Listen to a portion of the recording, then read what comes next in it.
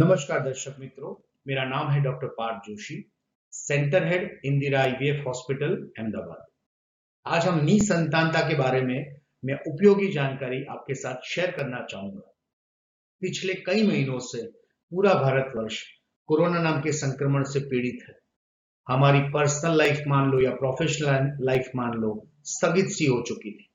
और पिछले 2-3 महीनों से इंडियन गवर्नमेंट ने पूरे प्रिकॉशन के साथ स्टेप बाय स्टेप हमारी लाइफ को पहले की तरह पूर्ववत नॉर्मल करने के लिए अनलॉकिंग फेजेस स्टार्ट कर दिए हैं। इसी हेतु से इंदिरा आईवीएफ की सारे 90+ सेंटर्स में हमने पूरे प्रिकॉशंस के साथ सारी सुविधाएं निसंतानता की सारवार के लिए पूर्ववत तरीके से चालू कर दी।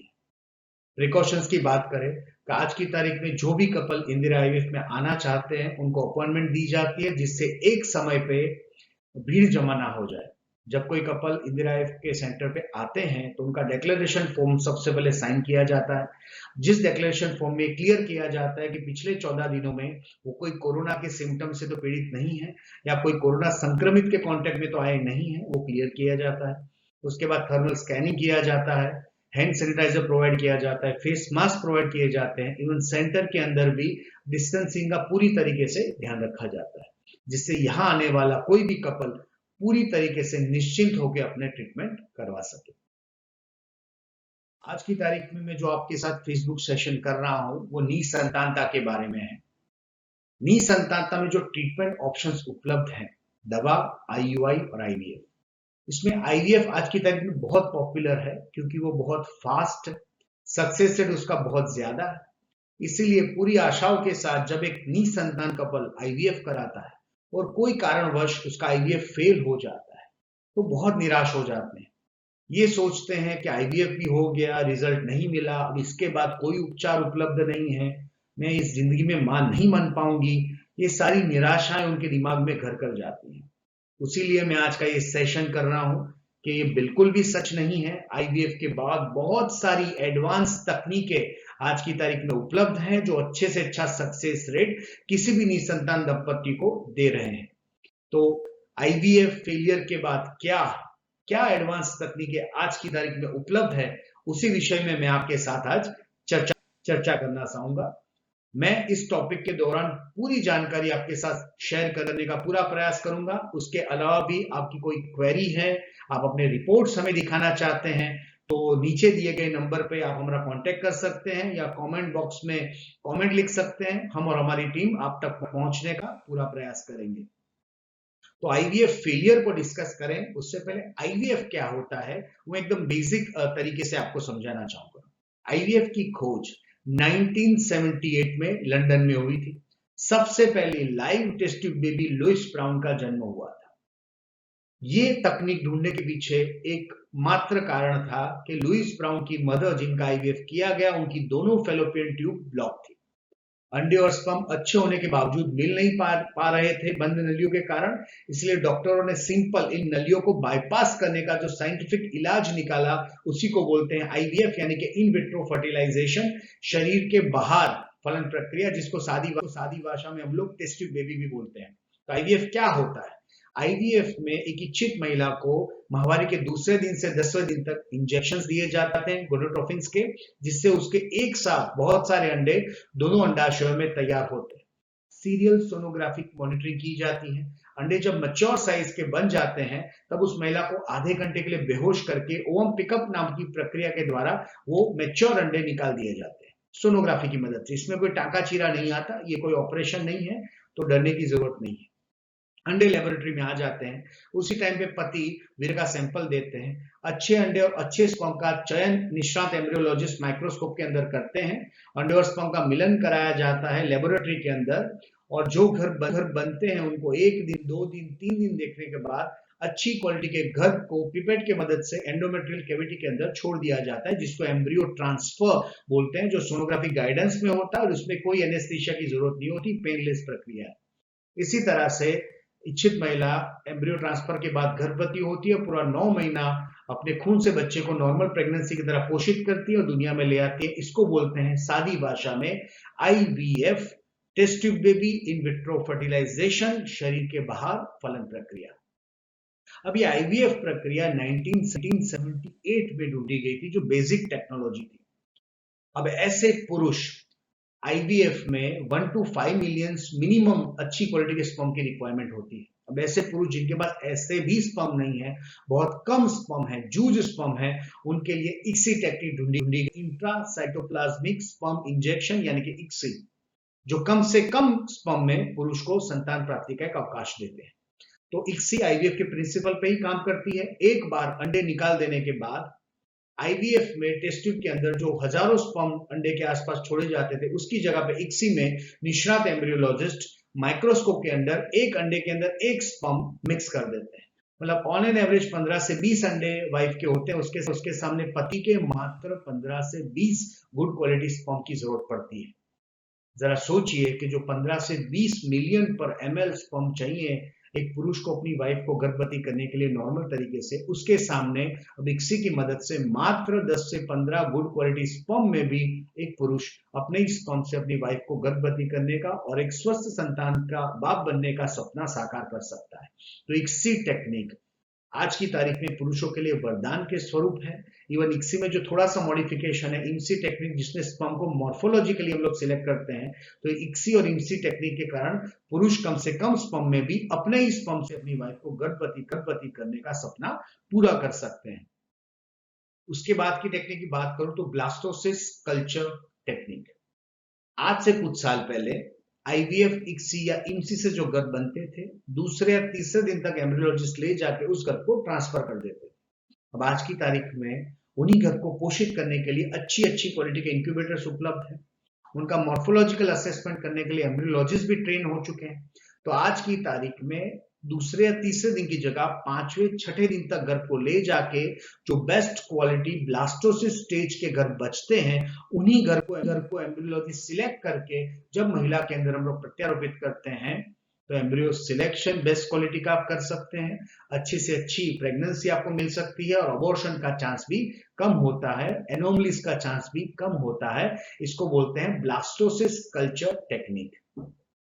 थर्ड टेक्निक की बात करूं, क्रायो प्रिजर्वेशन ऑफ एम्ब्रियो।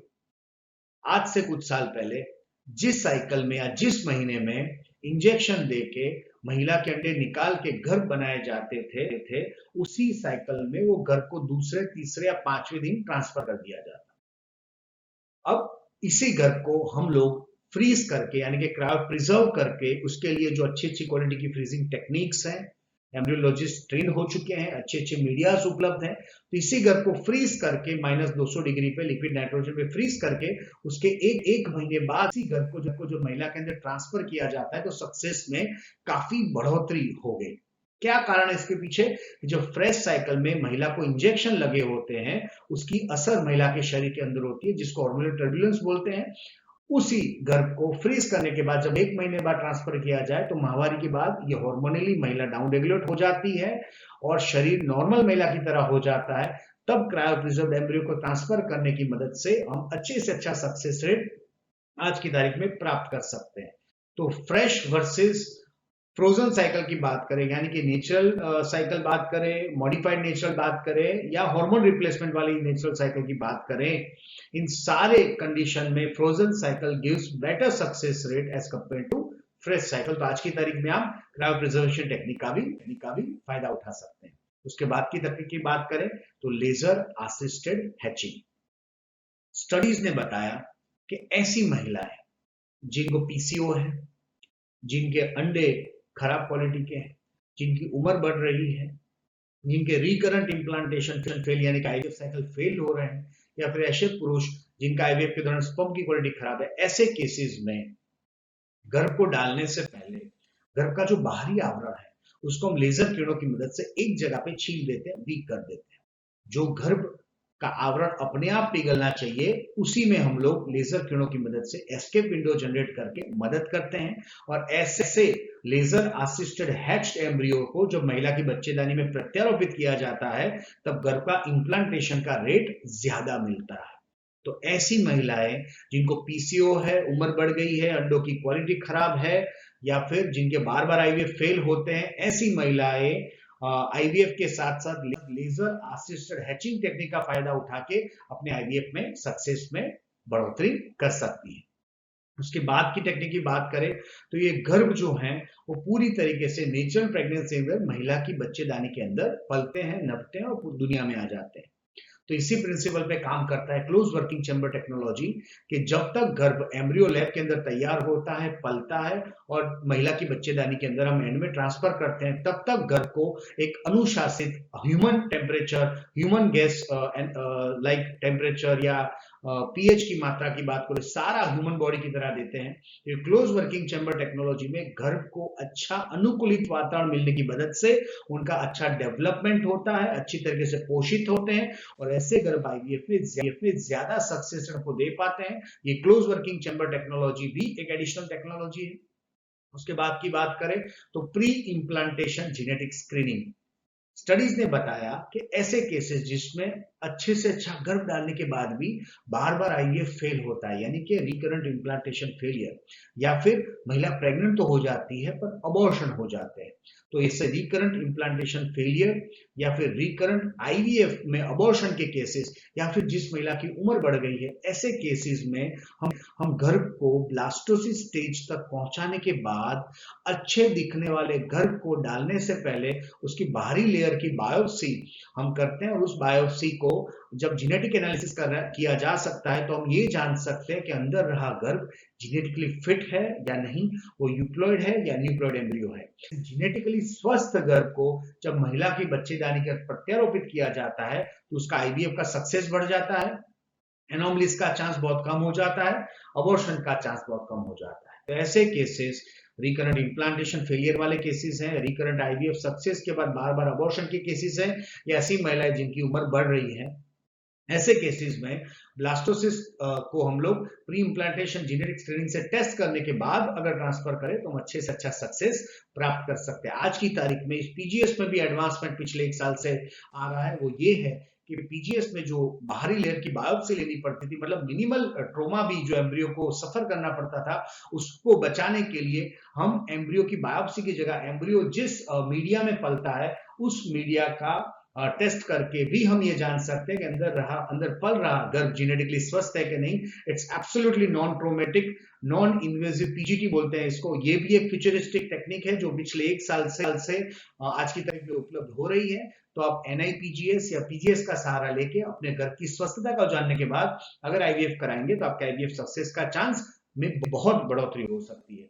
तो ये सारी टेक्निक्स हैं। इसके अलावा एंड में एक और नई टेक्निक जो आज की तारीख में उपलब्ध है वो भी मैं आपको बताना चाहूंगा, वो है आरआई विटनेस टेक्निक, जिसमें कंप्यूटर असिस्टेड गैमेट का मिक्सिंग किया जाता है, गर्भ को सर्जन किया जाता है। मतलब के जो बहुत रेयर है, हजारों में एक में भी ह्यूमन एरर के कारण अगर गैमेट मिक्सिंग हो सकता है, जो आज की तारीख में इंडिया के किसी भी अच्छे आईवीएफ सेंटर में नहीं हुआ है, पर फिर भी वो कम से कम रेयर इवेंट को भी प्रिवेंट करने के लिए आरआई विटनेस टेक्निक है, जो आज की तारीख में इंडिया में आ चुकी है, इंदिरा के सारे सेंटर में उपलब्ध है, जो कंप्यूटर असिस्टेड ह्यूमन एरर को प्रिवेंट करती है, जिससे कपल निश्चिंत होकर गैमेट मिक्सिंग का कोई भी तरह का चिंता किए बिना आईवीएफ करा सकते हैं और अच्छा सक्सेस प्राप्त कर सकते हैं। तो सारी एडवांस टेक्निकें हैं जो आईवीएफ के बाद मैंने आपको बताई।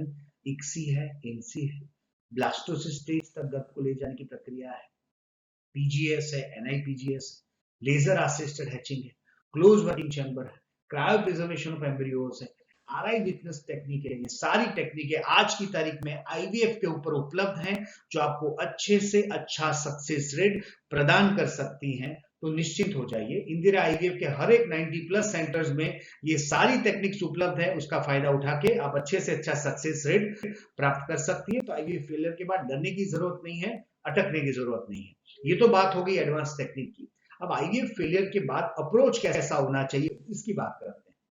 हमारे इंदिरा के सेंटर में हमारे पास बहुत सारे कपल्स आईवीएफ फेल होने के बाद अच्छे आईवीएफ के सक्सेस की कामना के साथ इंदिरा आईवीएफ में आते हैं। तो सबसे पहले हमारे निष्णात फर्टिलिटी एक्सपर्ट्स और एम्ब्रियोलॉजिस्ट की टीम मिलकर उनकी पुरानी फाइल्स और रिपोर्ट को देख के ये जायजा लेने का ट्राई करते हैं कि उनके अंडे कैसे थे, उनके स्पर्म कैसे थे, उनकी बच्चेदानी कैसी थी।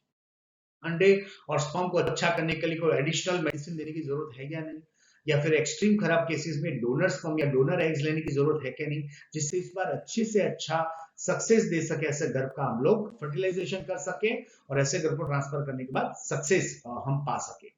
सेकंड, यूट्रस को यानी कि बच्चेदानी की अंदर की परत यानी कि एंडोमेट्रियम के लिए भी देखा जाता है कि बच्चेदानी की परत अच्छी थी। कई बार हिस्टोस्कोपी करके बच्चेदानी की कैविटी एनहांस की जाती है और वास्कुलराइजेशन को इंप्रूव किया जाता है। कई बार संक्रमण का चांस लगे तो एंडोमेट्राइटिस पैनल करा के इन्फेक्शन के लिए यानी कि टीबी या बैक्टीरियल इन्फेक्शन या फंगल इन्फेक्शन के लिए ट्रीटमेंट देने के बाद बच्चेदानी में आईवीएफ का अटेम्प्ट करना चाहिए। तो ये हो गया अंडे, स्पर्म और बच्चेदानी को इंप्रूवमेंट की गुंजाइश है कि नहीं, उसका डिस्कशन करने की बात है। और उसके साथ अब जब आप एडवांस टेक्निक यूज करते हैं तो अच्छे से अच्छा आईवीएफ आप सक्सेस प्राप्त कर सकते हैं। किसी भी आईवीएफ कराने के लिए इच्छित कपल को मैं यही एडवाइस देना चाहूंगा, आईवीएफ कराने से पहले सबसे बड़ा इंपॉर्टेंट स्टेप है, जो इंपॉर्टेंट प्रश्न है जिसका जवाब आपको मिलना चाहिए, वो अच्छे से अच्छे सेंटर का चयन। अच्छे आईवीएफ सेंटर की मैं बात करूं, उसमें 3 मूलभूत परिबल अच्छे होने चाहिए। एक, वेल ट्रेन्ड डेडिकेटेड गायनिकोलॉजिस्ट यानी कि fertility expert. In house well trained embryologist. In house मतलब जो पूरी तरीके से संस्था को समर्पित है, अंडे स्पर्म निकालने से लेके अच्छा गर्भ महिला में डालने तक का पूरा प्रक्रिया उसके अंडर सुपरविजन में होना चाहिए। ऐसे वेल ट्रेन्ड 2020 की टेक्निकों के साथ पूरी तरीके से जो सज्ज हैं, ट्रेंड है ऐसे embryologist, in house embryologist. And third परिबल है आज की तारीख में जो एडवांस टेक्नोलॉजी मैंने आपको एक एक करके बताई, ये सारी टेक्नोलॉजी सेंटर में होनी चाहिए। मतलब के well trained dedicated gynaecologist, in house embryologist और 2020 तक की अपडेटेड आईवीएफ के फील्ड की टेक्नोलॉजी के साथ सज्ज आईवीएफ सेंटर में आप आईवीएफ करवाते हो तो अच्छे से अच्छा सक्सेस रेट आप प्राप्त कर सकते हो। तो मैं एंड में कपल को यही एडवाइस देना चाहूंगा, आप आईवीएफ फेल हो चुके हो, निराश हो चुकी हो, तो डरने की जरूरत नहीं है, रुकने की जरूरत नहीं है। अपने नियरेस्ट इंदिरा आईवीएफ सेंटर में पहुंचिए, अपने केस फाइल्स लेके पहुंचिए, अपने केस को डिस्कस कीजिए, पूरा प्लान ऑफ एक्शन आप डिस्कस कीजिए। मैं आपको शुभेच्छा देना चाहता हूं कि अच्छे से अच्छी टेक्नोलॉजी का यूज करेंगे आप इंदिरा आईवीएफ में, तो आप अपना संतान प्राप्ति का सपना जरूर प्राप्त कर सकते हो। शुभेच्छा के साथ इस सेशन का समापन करना चाहूंगा। इसके अलावा आपकी कोई क्वेरीज हैं, आपके कोई प्रश्न हैं, नीचे कमेंट बॉक्स में टाइप कीजिए। नीचे दिए गए नंबर पे आप हमें कांटेक्ट कर सकते हैं। मैं और मेरी टीम आप तक पहुंचने का पूरा प्रयास करेंगे। शुभेच्छा के साथ इस सेशन का अंत करता हूं। थैंक यू वेरी मच मुझे ध्यान से सुनने के लिए।